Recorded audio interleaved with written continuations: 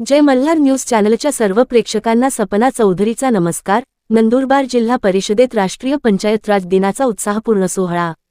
राष्ट्रीय पंचायत राज दिवस निमित्ताने जिल्हा परिषद नंदुरबार येथे 24 एप्रिल 2026 रोजी उत्साहपूर्ण वातावरणात कार्यक्रमाचे आयोजन करण्यात आले होते। ग्रामीण स्वराज्य बळकट करण्यासाठी व लोकशाहीचा पाया अधिक मजबूत करण्यासाठी पंचायत राज व्यवस्थेचे महत्त्व अधोरेखित करण्यात आले। कार्यक्रमास नंदुरबार जिल्हा परिषदेचे प्रभारी मुख्य कार्यकारी अधिकारी चंद्रकांत पवार, सामान्य प्रशासन विभागाचे उपमुख्य कार्यकारी अधिकारी गणेश मोरे, तसेच जिल्हा परिषदेच्या कृषी विभागाचे कृषी विकास अधिकारी किशोर हडपे यांची प्रमुख उपस्थिती लाभली। यावेळी मान्यवरांनी पंचायत राज व्यवस्थेचे महत्त्व, ग्रामविकासातील ग्रामपंचायतींची भूमिका आणि शासनाच्या विविध योजनांच्या प्रभावी अंमलबजावणीबाबत मार्गदर्शन केले। तसेच गाव पातळीवरील लोकसहभाग वाढवून विकासाची गती अधिक वेगवान करण्याचे आवाहन करण्यात आले। सदर कार्यक्रमात ग्रामपंचायत स्तरावर उत्कृष्ट कामगिरी करणाऱ्या सरपंच, ग्रामपंचायत अधिकारी व प्रवीण प्रशिक्षकांचा सत्कार करून त्यांच्या कार्याचा गौरव करण्यात आला। उत्साहपूर्ण वातावरणात संपन्न झालेल्या या कार्यक्रमामुळे ग्रामीण विकासाच्या दिशेने नवी ऊर्जा मिळाल्याची भावना उपस्थितांनी व्यक्त केली। सपना चौधरी, जय मल्हार न्यूज, नंदुरबार। दुरुस्ती झाली। या घटना दुरुस्तीनंतर आपल्या लोकशाही प्रक्रियेत सर्वांचा सहभाग, सर्व महिला असतील, समाजातील वंचित घटक असतील, यांचा सहभाग सुनिश्चित करण्याचा प्रयत्न करण्यात आला। यासाठी आपण घटना दुरुस्तीमध्येच ग्रामसभेला घटनात्मक दर्जा दिला। ग्रामसभेमध्ये जास्तीत जास्त लोकांनी उपस्थित राहून जी आपली काही निर्णय प्रक्रिया असेल, निर्णय प्रक्रियेमध्ये लोकांनी सहभाग घ्यावा। महिला सभेच्या माध्यमातून समाजातील सर्व महिलांचा सहभाग वाढावा। त्याचप्रमाणे घटना दुरुस्तीनुसारच आपले जे त्रिस्तरीय पंचायत राज व्यवस्था आहे, ग्रामपंचायत असेल, पंचायत समिती असेल, जिल्हा परिषद असेल, यामध्ये महिलांसाठी आरक्षण ठेवण्यात आलं। वंचित घटकांसाठी घटना दुरुस्ती करूनच आरक्षण ठेवलं, कारण आरक्षणाद्वारे आपल्या सर्वांचा सहभाग सुनिश्चित करण्याचा प्रयत्न शासनाने केला। त्यानुसारच आजच्या दिवशी 24 एप्रिल या दिवशी केंद्र शासनाच्या माध्यमातून देशभरात उत्कृष्ट काम करणाऱ्या ग्रामपंचायती असतील, उत्कृष्ट काम करणाऱ्या जिल्हा परिषद असतील, यांना पुरस्कार देऊन गौरवण्यात येतात। आजच्या दिवशी राज्यस्तरावर याप्रमाणे कार्यवाही करण्यात येते।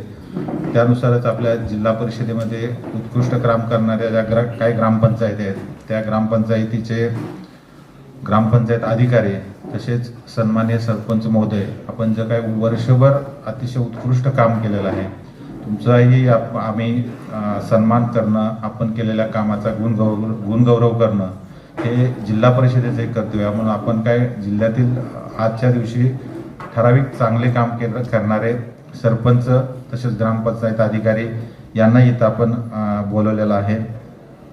तर मी परत एकदा आपल्या सर्वांना राष्ट्रीय पंचायत राज दिवसाच्या शुभेच्छा देतो। होतं देखील आपल्या नंदुरबार जिल्ह्यात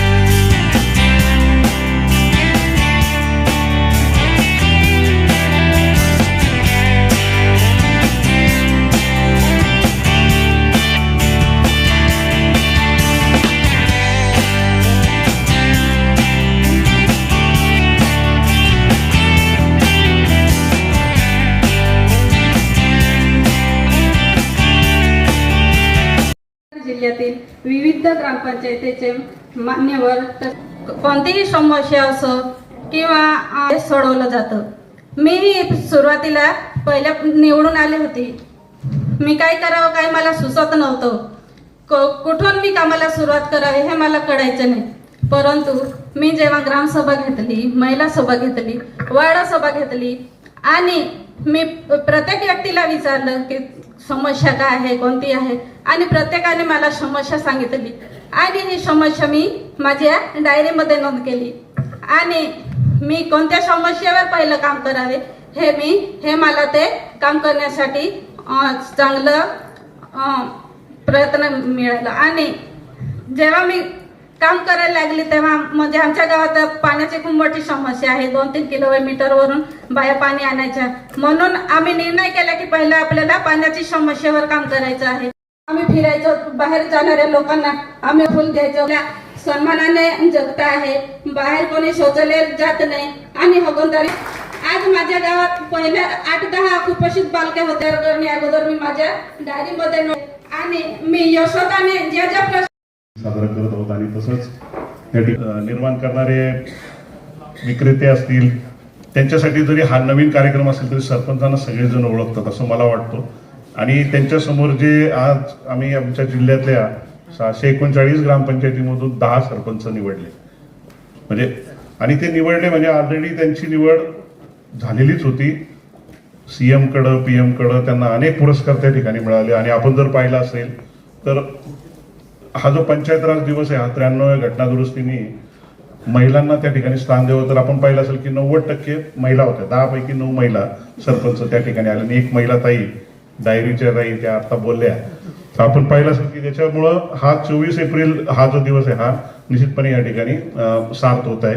व्यासपीठावर उपस्थित सर्व सन्माननीय, मी त्यांचं सगळ्यांचं नाव न घेता मुद्दामून विषयाला हात घातला.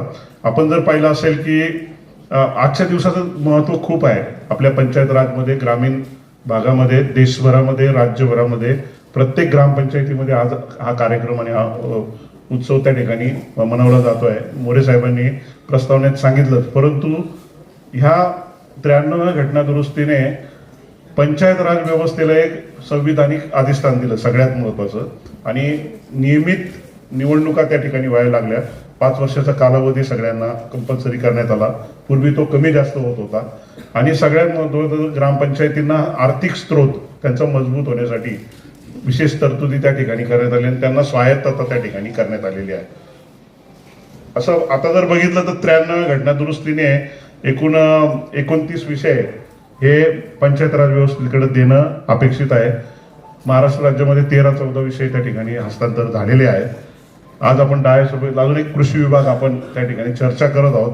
हा पूर्णतः अजून पंचायत राज व्यवस्थेकडे आलेला नाही. निश्चित येणाऱ्या एक 8-10 वर्षात समजा कधीतरी येईल हा पंचायत राज कडे हा कृषी विभाग 100% येईल आणि त्यांच्या नियंत्रणाखाली तो काम करेल, जेणेकरून कृषी विभागामध्ये सुद्धा आणि ग्रामीण जनतेचं त्या ठिकाणी जीवनमान उंचावू त्या ठिकाणी शकेल. तर मी सर्वप्रथम ह्या 10ही सरपंच महोदयांचं, 10ही ग्राम विकास अधिकाऱ्यांचं या ठिकाणी खूप खूप अभिनंदन करतो आजच्या दिवसाला. आणि जिल्ह्यातील सगळ्याच ग्रामपंचायतीच्या सर्व सरपंच, सदस्य, उपसरपंच, ग्रामपंचायत अधिकारी, कर्मचारी आणि ग्रामीण जनतेसाठी काम करणाऱ्या सर्व घटकांचं या ठिकाणी पुन्हा एकदा या ठिकाणी अभिनंदन करतो आणि सगळ्यांना शुभेच्छा देतो. दुसरा विषय सुद्धा खूप महत्वाचा आहे. मी आता हडपे साहेब असतील, किरवे साहेब असतील किंवा JD साहेबांचे प्रतिनिधी माझे मित्र ठाकूर साहेब असतील, ते ह्या ठिकाणी ह्या विषयावर निश्चितपणे बोलणार आहे की आपल्या कृषी निविष्ठांची परिस्थिती काय, उत्पादकांची परिस्थिती काय. आपण खरीप पूर्वच्या पार्श्वभूमीवर ही महत्वाची या ठिकाणी बैठक घेत आहोत.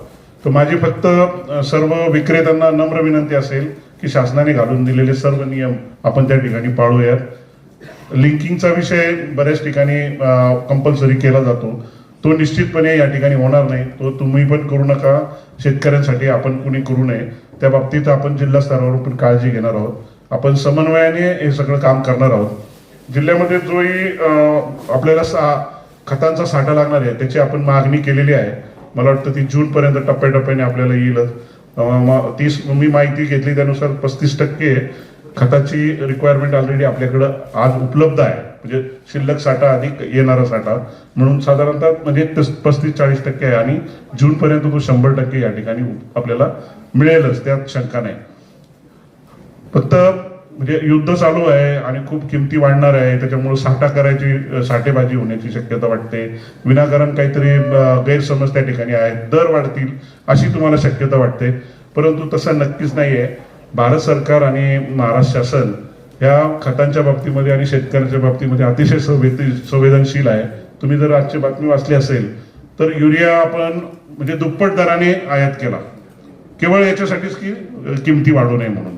त्याच्यामुळं इथं जे उत्पादक आहे त्यांनी कृपया आपल्या शेतकऱ्यांच्या हिताच्या बाबतीमध्ये करावं.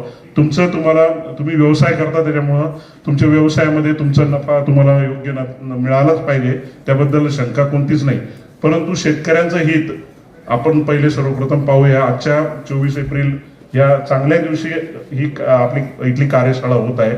आपल्याला विभाग स्तरावरून सुद्धा अधिकारी या ठिकाणी या कार्यशाळेसाठी आलेले आहेत. आपल्या जिल्ह्याचे सर्व प्रमुख अधिकारी, SO साहेब असतील, आमचे ADO साहेब असतील किंवा आपले मोहीम अधिकारी आणि सर्व अडचणी असतील तर आपण निश्चित या ठिकाणी मांडाव्यात आणि त्यांचं निराकरण करायचा आपण निश्चितपणे प्रयत्न करू.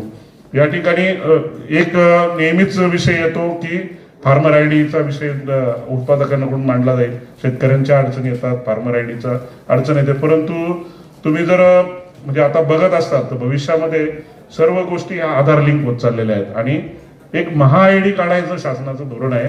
1 मे पासून ती योजना त्या ठिकाणी महासारथी म्हणून येत आहे. म्हणजे तुमच्या माहितीसाठी म्हणजे कोणत्याही योजनेचा कोणताही लाभार्थी जो आहे त्या लाभार्थ्याचा डाटा एकमेकांना शेअर करून वन टाइम ते महा आयडी त्या ठिकाणी काढलं जाणार आहे आणि प्रत्येक गोष्ट आधारशी लिंक केली जाणार आहे. त्याच्यामुळं उत्पादकांनी फार्मर आयडीच्या बाबतीमध्ये आणि शेतकऱ्यांनी सुद्धा आणि आपल्या अधिकाऱ्यांनी सुद्धा एक प्रबोधन करण्याची खूप गरज आहे की भविष्य आता त्याच्यामध्ये आहे.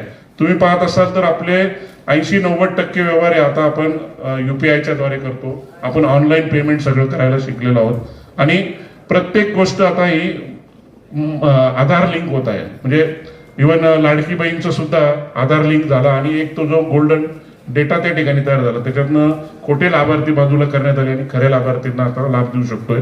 तो डाटा आता इकडं तिकडं शेअर होत आहे. प्रत्येक गोष्ट अगदी विद्यार्थ्याचा, लहान बाळाचा आम्ही शाळेमध्ये टाकतो त्यावेळेस त्याचा डाटा त्यात तो सुद्धा आधार लिंक होतोय आणि अगदी शेवटचा 65 वर्ष 70 वर्षाचा लाभार्थी त्याचा सुद्धा डाटा शेअर होत आहे. इथं ग्रामपंचायतचे आता 10 ग्रामपंचायती जरी सरपंच महोदय आणि ग्रामसेवक आहेत तरी त्यांनी सुद्धा लक्षात ठेवायचं की भविष्य आता हे सगळं ऑनलाईन पद्धतीने आहे.